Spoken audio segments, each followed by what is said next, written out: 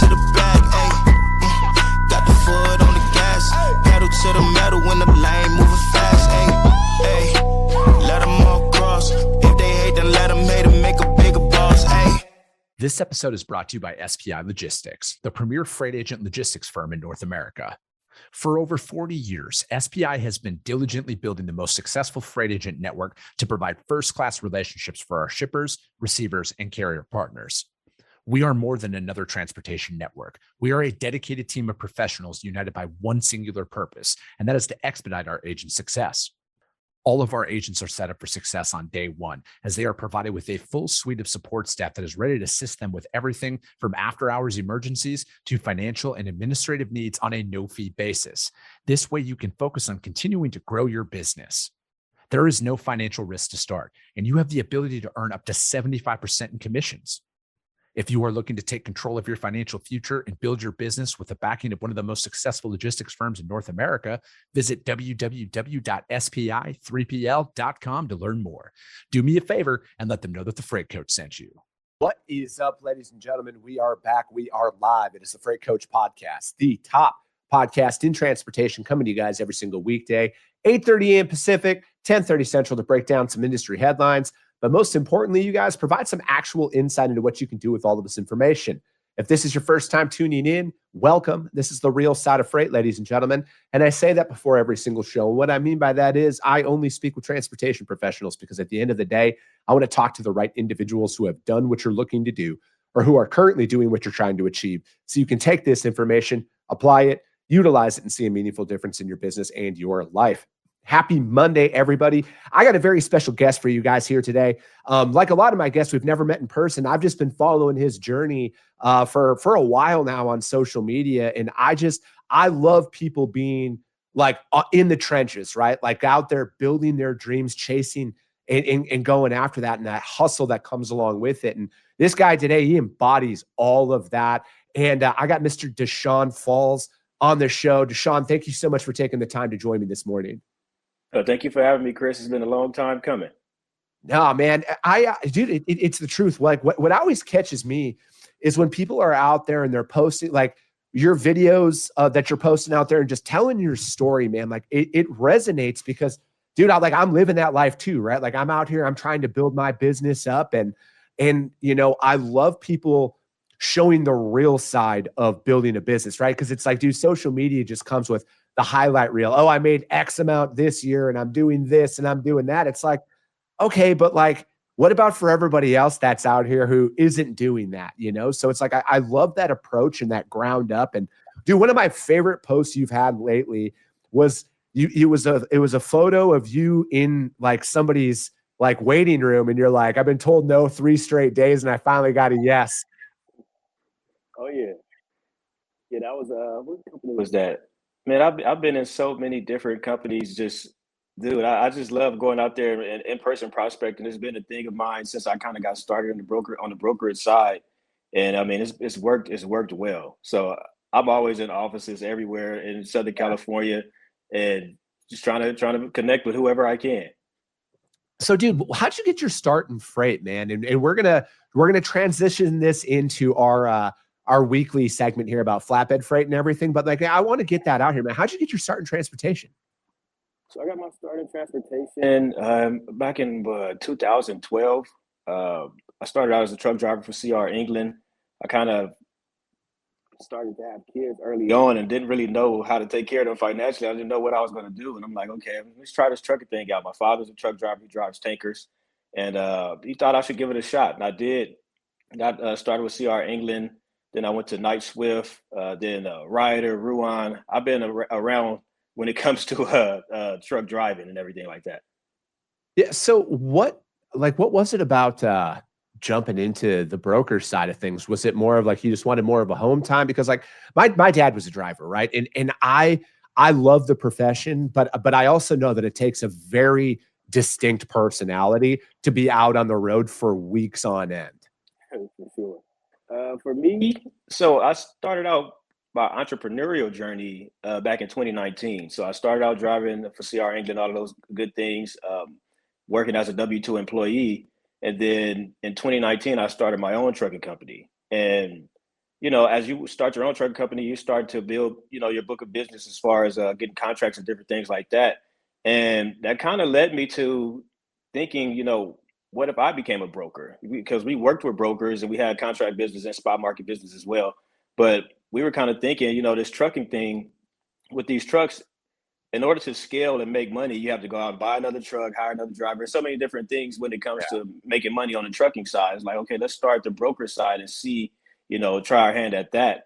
And it was interesting. It's very interesting. So what, now let's kind of fast forward, because like we're in the same niche, right? Like I do open deck, heavy haul, stuff like that. And that's seemingly where your entire book of business is, at this point. How has that translated to like receptiveness from your prospects, right? Because like I'm of the mindset now, and this comes because like I've been selling in transportation since 2011.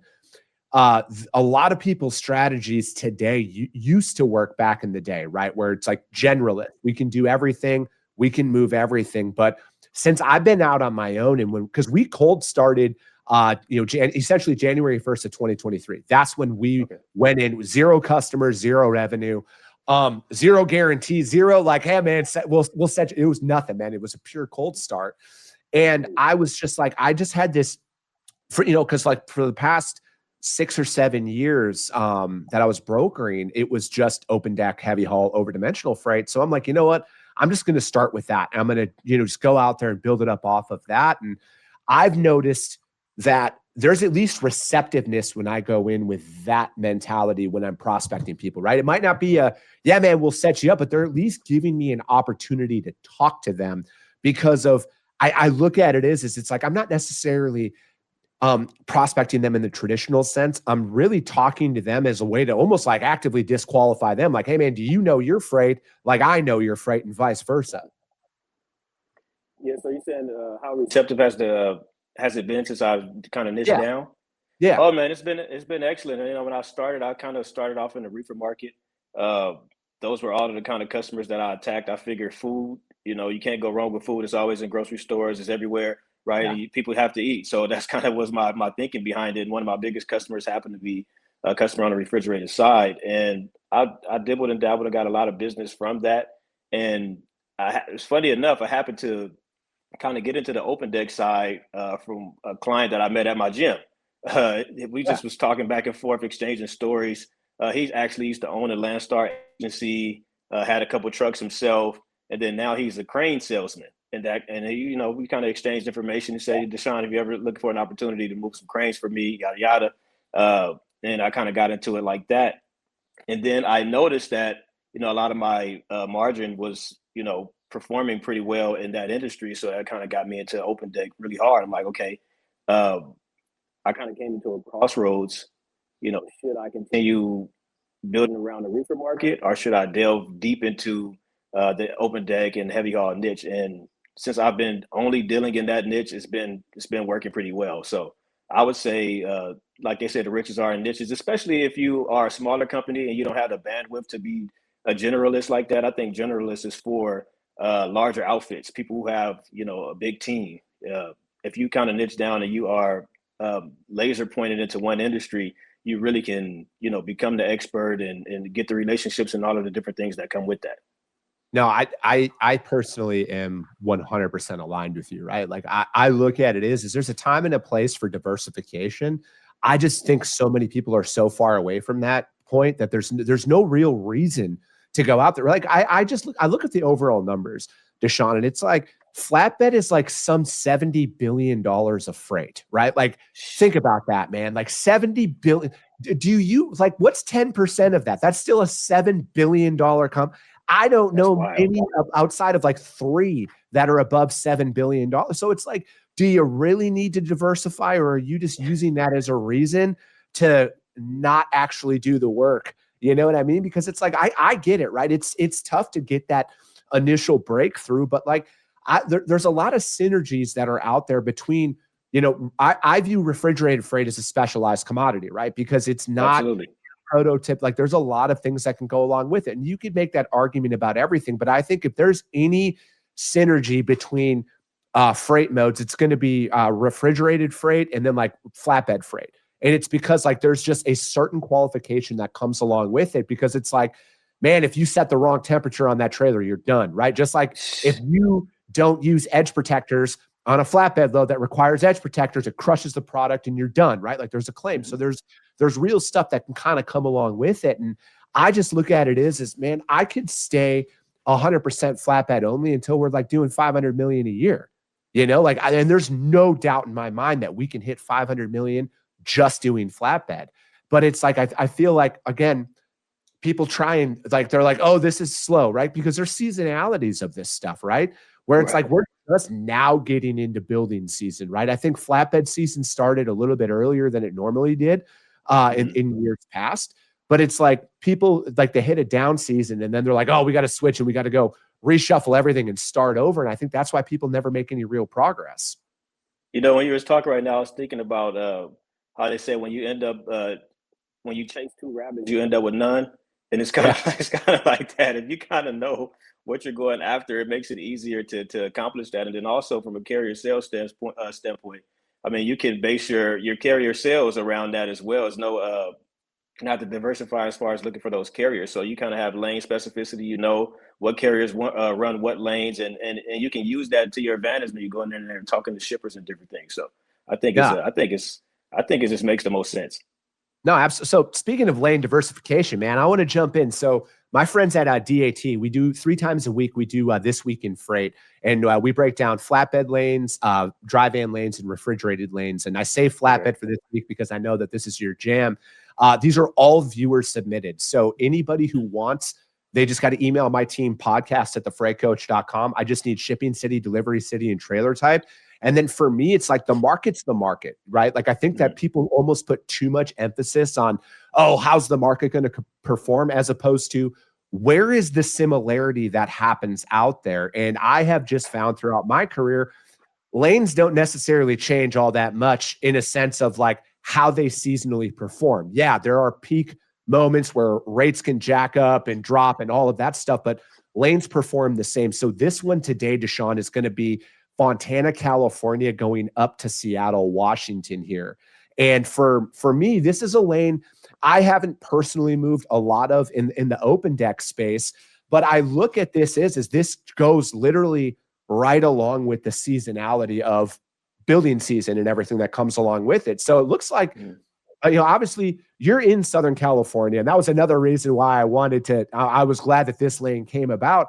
What's been going on from a capacity standpoint in Southern California here over the last couple of weeks? Have you noticed any, drops in capacity or spikes in rates or anything like that? So this is a lane that we actually do fairly often. It's actually a lane that I enjoy because it kind of stays stable. Like it never really goes crazy high. Like right now, you can pretty much get the same numbers you were getting in January and February. I know for a lot of my other lanes, like going to Colorado and different things like that, those have jumped up pretty significantly. But this lane in particular, you can still get some good numbers on this lane. It has a lot of capacity in it. I have a lot of relationships in this lane as well. So it's always kind of worked for me. Okay. So for this lane, the first thing that comes to your mind is stability. So it's like when you're out there and you're seeing this, like, okay, so back in January, it was, showing about like 25.50 on this lane, but like over the last 7 days, it's looking like it's as high as, could be as high as 3,500, but it's, the middle mark here is about 3,250. How do you take this lane in particular and go out there and talk to your customers about this, right? Or your prospects who are out in Southern California? Because I think like that's another thing where it's too many people, DuShawn, and I'm glad you brought up what you brought up about how there's a ton of capacity on it. A lot of people price freight truck in hand. They'll post the load up and they're like, oh, this guy quoted me 3,400. It's got to be 30. And then they go out and they mark it up. But then it's like, they don't actually work the lane to find the right trucks for it. I mean, for me personally, man, I want to find the guys who are just running the I-5, right? Like I want that Southern Cal to Seattle guy who just runs that back and forth that hopefully has flat steps and Conestogas in their fleets that come along with it. Because they're going to give you that price, right? And the more you work with them, they're going to let you know, like, hey, man, we might have to do this during this time because we have X going on out there. But like, I look at this as, man, this is a prototypical stability of a lane. And this is what I mean is a lot of people have so much emphasis, DuShawn, on, oh, if tender rejections are doing this or the non-domicile, like, and I get that those are all talking points, but that's a subset of the market. There's still a lot of people out there who are not affected by that at the level that some are trying to make it seem. So it's like, to hear you say this lane is stable, you know, it's like that goes kind of counterintuitive to what people see out there. How are you delivering that stability out there to your customers? Oh, so I always focus on it from a relationship standpoint, building those relationships with those carriers that run that lane often. I like for me, because I have moved a lot of freight in that lane. I know a lot of guys who are moving it, like you said, Conestogas, open deck. I'm sorry, Conestogas, flatbeds, and step decks, and those guys are always looking for freight. You know, so it's usually for me. Like I said, I usually have that lane pretty stabilized. I'm working with these guys weekly, and they're always looking for runs. So that's kind of how I pitch it to the customers when I'm talking about it. I have a lot of relationships in this lane. I'm usually able to keep it under control from a pricing standpoint. And those guys, they don't beat me up too bad on price. They understand, you know, there's a seasonality, there's a time where you can really attack and get an astronomical amount of money on these lanes. But, you know, if you're trying to really focus on building a relationship and having these runs, even when that lane calms down, you know, I'm your guy. Let's talk about it. Let's just find some middle ground to where you're happy with the rate, I'm happy with the rate, and we're just consistently running that same freight over and over again. Dude, I mean, I did not pay DuShawn to say this on the show, you guys, but that's just music to my ears because, like, dude, that's just the way that I operate, right? Because it's like, I have the methodology that we apply in our businesses is like, we overpay our carriers when we don't have to, so they undercharge us when they don't have to, you know? And it's one of those situations where it is that true partnership. And it's like, if the market shifts exponentially, I'm going to bring that to my customer. I'm going to get my guys more money and I'm going to pay them more money in that time. But I look at it is when you're playing in a niche, the seasonality of flatbed is it's like, man, I pay them the same rate as much as possible. Like, it's just as important to pay them the same in peak season as off season as well. It all just equals out. And I think the right carriers that you want to work with, and obviously none of us are underpaying them to where they're not making money. It's like, no, I pay them actually above market in the slow seasons. So it's like I have access to their trucks during peak season when most people are now shuffling. And then it almost goes hand in hand, DuShawn, with on LinkedIn. You start seeing all the posts. Oh, what about relationships? All the brokers are complaining. It's like as they were pushing prices down on carriers. Right. Yeah, the relationships. Sometimes it's funny with the relationship thing because I do know there are guys who take advantage of you when they can, and I don't even get upset with them about it. You know, I understand they've been kind of operating beneath their margin or whatever prices that they want to run out for a couple of years now, so I get it. But my thing is I tell them, you know, I'll give it to you at that rate that you're pricing, and I feel like that rate is I feel like you're overpricing it, but you know, when things calm down and you're not able to get that rate again, then what? You know, so my opinion, you know, I just give them my opinion. You know, if we can meet somewhere where it makes sense for you, we have this lane often. You know, so you want to beat me up bad right now and try to make an extra $1,000, but you know, when you need me, you know, you didn't build the relationship. So you know, the relationships kind of go hand in hand. The carriers have to be receptive to them, and we have to be open to trying to build them and give these carriers the prices that they can agree with, that makes sense for them. But you know, they have to be open to it, and we have to be open as well. No, man, I 100%. You guys, you heard it from somebody who actually moves this lane. All right. Fontana to Seattle. It's as stable as it comes, as DuShawn said, you guys. So if you're out there and you're moving this lane, take a lot of everything of what DuShawn just told you guys to do and apply it to your business, and you're going to see success with it. But that's it for the flatbed version of This Week in Freight, powered by my friends at DAT. Again, if you guys want your lane broke down on this show, you guys, email my team direct, podcast@thefreightcoach.com. We're going to break this down, you guys. And again, these are from actual freight operators who are putting their opinion out there, who actually cold call customers, who actually move freight, and who are doing this stuff, you guys. Because again, there is a vast wasteland between opinion and application. Okay. Everybody has an opinion about how things should be done. Very few are actually applying it out there. And DuShawn, we got a question from the audience for you, man. They're wondering, is your carrier focused on single truck owners or 1 to 5, 1 to 10 units? So I mean, I like dealing with a lot of single truck owners and carriers that have 1 to 5 units because we're moving a lot of project stuff a lot of the time. So those are the guys that you need in those project situations because they're open to running a random lane. Like this week, we ran a lot of freight from San Diego to Reno. You know, not everybody's interested in going to Reno, but if you pay the right price to those owner operator guys, those guys who have a couple trucks, that's who really helps us out in those particular kind of lanes in those situations. And then as far as when we're running contract freight, because we do have a couple contracts, we're usually looking for the guys who have more trucks because they're open to pushing that freight out there and getting that consistent pricing, right? They're comfortable with the consistent pricing. No, yeah, man, I agree with that. One of our best carriers, you know, they have like 150 trucks in their fleet, but like it's, man, we break it down on, a lot of it for us is like, it's that performance aspect of it, right? Because like, I know a lot of larger fleets kind of get a bad rap out there in the broker community. They don't think that they care about the broker's freight. And I actually think it's on the contrary. I think it's most brokers don't care how a large fleet needs to operate. And it's like, man, you got to have your stuff dialed in, right? And I found that at least in the flatbed side of things, DuShawn, the quality of carrier that is in open deck, I think just operates at a different level. And, you know, because it's like, if you're out there, man, and you got $250,000 to $500,000 in insurance and you do up to, you know, 12 wide, 13 tall style loads, like those guys have a dialed in operation that I have not found in other modes. And it's like, for me, man, the drivers are like, just like a step above. And you know, even down into the owner op fleet, you know, one of our best carriers he's an owner op based out of Las Vegas, man. This guy does not miss. Like his communication is like at a level that you can't even train out there, man. And I think that just kind of comes along like it's just the pride in the work that guy shows. And, you know, for me, it's like, and when it comes down to working with the same carriers, dude, my shippers appreciate it when the same fleets keep showing up day in and day out to move their freight, right? Like they notice these things. Mm-hmm. And from a safety standpoint, you when you know what you're getting, it just makes you sleep better at night. You know, I'm moving a lot of high value stuff, a lot of things that are expensive.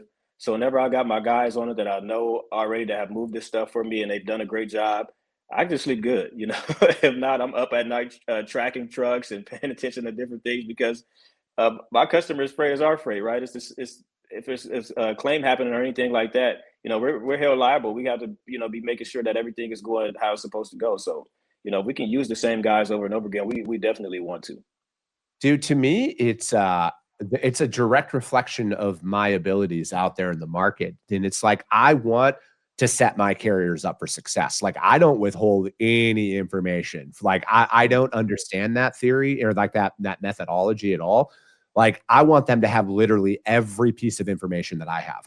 Because like they are a direct reflection of me out there in the market. And then how many times are you delivering to your customer's customer, right? Like the last thing I think one thing, kind of off subject, but not, I think a lot of brokers fail to realize that our customers have competitors out there as well. And if we can't transport their product to their customers in a timely manner with top tier communication, you don't think that there's 87 other crane manufacturers in Southern California that, you know, so it's like, that's the level of care that I like to bring to my customers. It's like, man, I'm a direct reflection of them to their customers. So it's like, we're going to call ahead. We're going to double check, triple check everything. We're going to make sure our drivers are on the same page and our communication is never going to falter, right? Like if something's going on, everyone's going to be made aware of it because that's the only thing. And through this show, I've befriended a lot of transportation managers at a lot of very large companies, man. Like they're all secret audience of this show and I'm not going to out them, but they all say the same thing. They're like, dude, nobody communicates. They're like, it's amazing to us that we can't even get simple updates on loads, let alone a POD after a shipment delivers. And it's just like, that's why it's like, I always focus on the fundamentals. So many people want to think like, oh, there's got to be some higher level. No, it's not, man. It's not. You got to communicate, you got to service them, and you got to make sure everybody's on the same page when something's going on. Oh yeah, no, I think when you kind of get into the industry, of course, it's sales, right? So it's kind of salesy. You want to start out there, approach people, and try to conduct more sales. But once you kind of create a reputation for executing, for communicating, for different things like that, that's how you get these customers, because you not only are doing this sales process where you're over promising and under delivering, but you're actually executing. You're actually making things happen, and they can hear it in your tone. People can kind of spot out somebody who's not really about what they talk about. But when you actually are passionate about your business and communicating and actually talking through problems, because things will happen, and I actually welcome it. When things happen, let's talk about it, because this is my opportunity to show you how much I care, how much I'm on top of the situation, and come with those solutions that make me actually valuable in this whole operation thing that we're doing. No, I get it, man. I think people tend to forget how commoditized freight is, right? Like it is a straight commodity. There's, I mean, how many tens of thousands of providers that are out there? And it's like, why are people going to work with you? And I think like that's why it's like, I look at where things are right now, and I don't know if the desire is going to change amongst the masses, but I think that the wave of the future is inside of the niche. I just think with where technology is, with where data and everything is out there, I think customers are like, the expectations are just going to kind of continue to rise with it. And I think that the days of the generalists are fleeting. I'm not saying that they're not going to exist out there. And I'm not even saying that like mega companies aren't going to exist. I'm just saying the sales rep themselves down at the desk level, when you're building a book of business, I think the expectation is going to be, how niche down are you? Oh, you move RGNs. All right. To what size? 10 axle? Is that your max? Are you 5 to 10 axle? Where? And I think like you're going to have to become that version of a freight broker to compete out there in the market, because I just don't understand how a customer is going to want to change their transportation provider from a guy like you, DuShawn, who like knows their product in and out and can talk at a different level, then go to like somebody like me, a complete stranger who's like, yeah, you move what? Yeah, I think we could do that. Can that go on this? And then it's like, no, man, it can't at all. Then they just hang up. I just don't see that being a viable option moving forward. Yeah, I think kind of a couple of years ago, I think that was working, and it probably worked well. But definitely as things progress, and because customers have the information now as well, it's really hard to, like I said, it's easy to spot a fake. So they know what they're getting when they're sitting in the office talking to you. It's podcasts on it, is different articles. There's so much information out there now. So carriers are educated. I'm not sorry. Customers are educated on what's going on in the process and different things like that. So I definitely think that the niche, if you're niche down, is going to help you a lot. Yeah. Where are you at this year, man, on how like building is coming along? What are some of those key market indicators you pay attention to? What do you mean as far as a customer standpoint? Like, no, I meant like sorry, like the overall freight market going into this year. Like what are some of those key indicators? Because like you're on the front lines of things, right? Like build new construction, building the freight that you are moving. That is the front line. Like to me, that's the clear indicator on how the overall market's going to perform. And like new construction has kind of been muted for these last couple of years, at least from my standpoint. How are you looking at where 2026 is kind of trending right now? I think it's trending in the right direction. I feel like the floodgates are kind of slowly opening. Definitely, we're starting to get busy here. This month has been crazy. I think probably about 7 cranes being moved this month alone, right? And it's only the 16th. So I think on the building side of things, I think this is about to start picking up pretty well. Obviously, we're going into the summer season, so things are going to pick up anyway. But I just feel like, I don't know, I feel like people are starting to get more open to, permitting these processes and letting us build again. I know for a while now, they kind of have had a lot of red tape on different things and everything like that. But I think right now, I think it's about to be really interesting when it comes to the open deck market as far as construction and new builds. Yeah. No, I'm right there with you. I think it's I'm cautiously, I'm an optimistic realist, DuShawn, when it boils down to it. And I think that how things have performed in March are promising, but I also saw it happen last March and then it kind of tapered out a little bit. It's kind of almost like that new rush of orders for the year. And then by like May, I was like, come on, Like, what happened here? Like, it looks so good. I hope I'm wrong, right? Like, my brokerage would exponentially benefit if I'm wrong, and then, things start to happen. But I just look at it as this year, out of the, because starting back in 2023, this is the first year that I'm actually feeling more optimistic that, like, hey, things can improve, right? Like, and that doesn't, to me, like, I want to be clear, like, that doesn't mean that customers are going to be like onboarding a bunch of new providers. I personally think that that's a 2027 thing more than 2026, because, like, I just don't know of any shipper in North America that doesn't have a plethora of people willing to take any excess volume off their table. But I do also want people to know that, like, you got to continue to prospect no matter what, right? Like, that doesn't, if you're getting 30 no answers every single day, that's just part of the process, right? Like, things happen. You got to keep showing up, because it only takes one. Yeah, I mean, you should always be prospecting. I mean, you never know when somebody's going to allow you to come into their network. You never know when that person's, their current provider is going to mess something up. You just never know. So you should always be prospecting, building relationships.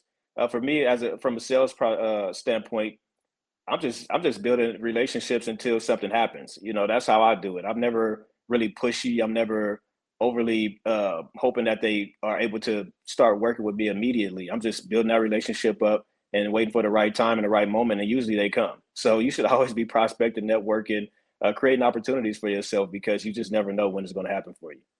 Yeah, dude, I'm right there with you, man. I am all about it. It's like, I stopped thinking that people are just going to onboard me the first time I talk to them, and it's just more of like, hey, how do I just get like, oh yes today, right? Like, it's, yes, we're going to move flatbeds, but like, no, we're not. Okay, cool. Like, how do I just move that along?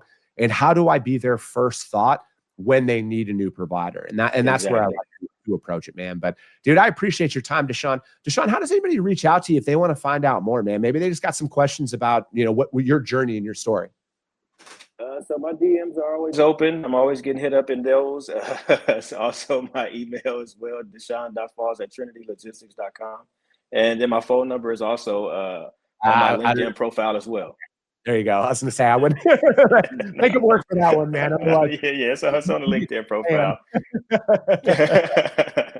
Perfect, man. Well, hey, DuShawn, I appreciate your time. That's going to be it for today, ladies and gentlemen. As always, if you got value in what you heard and you're not subscribed, subscribe to the show, you guys. And if you're feeling ambitious, rank it on iTunes and Spotify, because if you see value, your network is going to see it as well. I appreciate you guys. I love you guys, and we'll be talking to you soon.